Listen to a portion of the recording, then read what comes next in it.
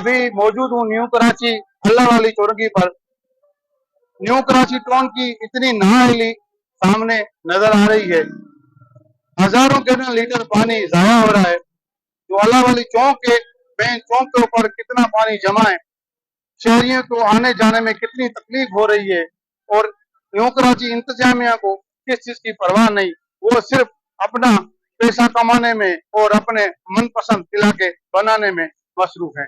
मेरे साथ कुछ शहरी मौजूद है, हम मजीद जानेंगे उनसे।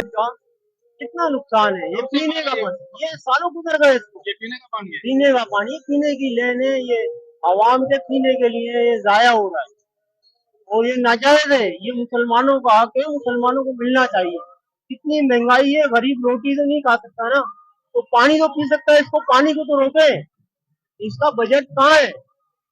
आवाम टैक्स दे रही है, पानी के बिल भर रही है, बिजली के बिलों में 2-2 हजार रुपए टैक्स दे रही है।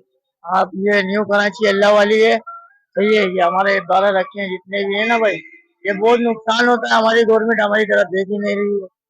इतना नुकसान होता है, जो कमाता है मशीनें लगा दो। ये पानी तकरीबन भाई 3-4 साल हो गए इसी लिमिट में चल रहा है, जो 6-7 साल से।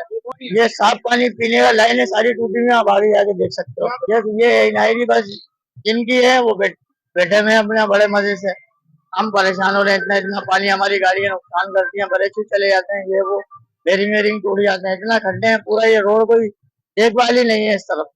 आपने लोगों की बातें जानी, जिन्हों का यही कहना था कि काफी सालों से यहाँ पे पानी चल रहा है, तो शहरियों को काफी परेशानी का सामना है, क्योंकि पीछे रोड पानी से भरा हुआ है। लोगों का आना जाना फैमिली के साथ।